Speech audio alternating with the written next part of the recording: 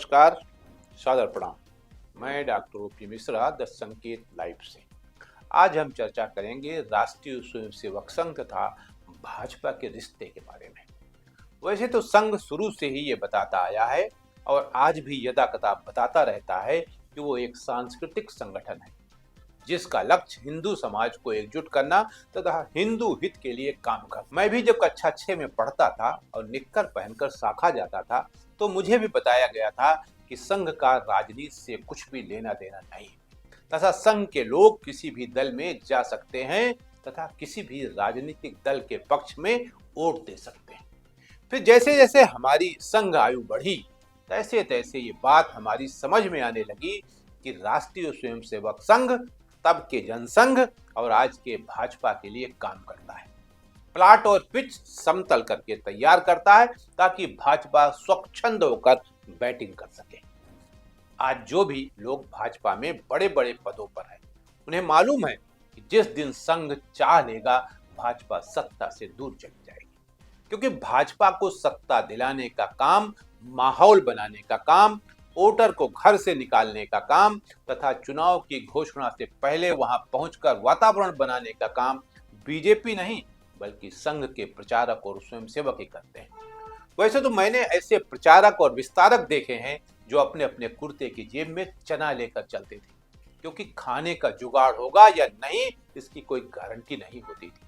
सुबह साइकिल लेकर निकल पड़ते थे और रात किसी साधन संपन्न व्यक्ति के दरवाजे पर भोजन की आस और विश्राम के लिए रुक जाते थे। ये दौर मैंने बाला साहेब देवरस से लेकर प्रोफेसर राजेंद्र सिंह यानी रज्जू भैया के कार्यकाल तक मैंने देखा।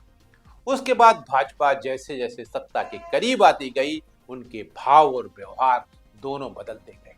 आज संघ यह तक तय करता है कि कौन प्रधानमंत्री बनेगा, कौन मुख्यमंत्री बनेगा।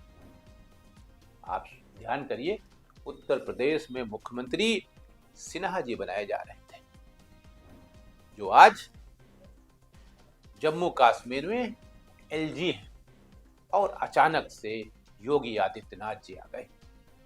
उनको बनारस में प्रोटोकॉल भी दे दिया गया था सिन्हा जी को, लेकिन संघ की इच्छा उनको बनाने की नहीं थी, उनको भाजपा बना रही थी मुख्यमंत्री। संघ जो है वो योगी आदित्यनाथ जी के पक्ष में थे, महाराज जी के पक्ष में था, मुख्यमंत्री बन गए। तो ये संघ तय करता है किसे मुख्यमंत्री बनना है और किसे प्रधानमंत्री, और ये भी तय करता है किसे मार्गदर्शन मंडल में भेजा जाना है, यानी नेता बनाने और फिर कुर्सी से उतारने का काम संघ ही करता है। टिकट वितरण, प्रत्याशी चयन, पोर्टफोलियो वितरण, ये सब संघ की मर्जी से ही होता है। इसलिए आज ये बात मैं डंके की चोट पर कह सकता हूं कि संघ सांस्कृतिक नहीं बल्कि राजनीतिक संगठन है जिसका काम बीजेपी को सत्ता दिलाना है। ये सारी बात हमने आज इसलिए कही कि आजकल संघ के पदाधिकारी गण वृंदावन में प्रवास पे है।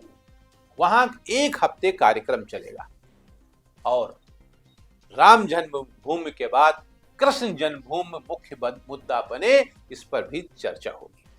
और वही 2027 की उत्तर प्रदेश के विधानसभा चुनाव की स्क्रिप्ट भी लिखी जाएगी। आज एक अखबारों में एक हेडिंग छपी हुई है, यूपी में भाजपा की जीत के फार्मूले पर संघ ने किया चिंतन। और ये चिंतन कहां हुआ है? चिंतन हुआ है वृंदावन में, केशव धाम में चल रही राष्ट्रीय सेवक संघ की अखिल भारतीय कार्यकारिणी की बैठक में तीसरे दिन यानी मंगलवार को संघ ने आनुषंगिक संगठनों के बीच उत्तर प्रदेश के आगामी विधानसभा चुनाव में भाजपा की फतेह का फार्मूला तैयार करने पर मंथन किया। ये मंथन अगर भाजपा करती तो कोई आश्चर्य की बात नहीं है। Bhajpa is a political party और ये उनका कर्तव्य है कि वो चुनाव जीतने के लिए योजना बनाए, तरीके निकाले, लेकिन ये काम संघ कर रहा है तो फिर आश्चर्य होना स्वाभाविक है। तमाम ऐसे लोग हैं हमारी एज ग्रुप के जिनको लगता है कि संघ अब राजनीति करने लगा, इसलिए वो लोग धीरे धीरे हटते जा रहे हैं, किनारे होते जा रहे हैं। क्या ही अच्छा होता कि संघ हिंदुत्व के मुद्दे पर प्रखर होता। अभी बांग्लादेश में 6 लोग मारे गए, 6 हिंदू मारे गए, संघ की तरफ से कोई बयान नहीं आया। भाजपा के लोग ये जरूर विपक्ष से पूछ रहे हैं कि वहां मारे जा रहे हैं हिंदू, तो आपको चिंता नहीं? अरे सरकार, तुम्हारी चिंता आप करनी चाहिए ना। हम तो उस दुख में शामिल ही हैं उनके साथ, लेकिन कर्तव्य सरकार का। तो इस पूरी घटनाक्रम के पीछे मेरा बताने का मकसद ये था कि जो लोग इस भ्रम में हैं कि राष्ट्रीय स्वयंसेवक संघ सिर्फ और सिर्फ सांस्कृतिक संगठन है, वह भ्रम में है, गलतफहमी में है, दुविधा में है। संघ भी भाजपा की तरह एक पॉलिटिकल विंग है, या आप ये भी कह सकते हैं कि इन सब की मां है।